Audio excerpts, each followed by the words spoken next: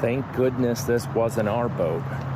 This is the river today. Just went and checked our boat, which is literally right over there at that marina behind this building, and it's fine. It's been out of the water. Here comes a log right now.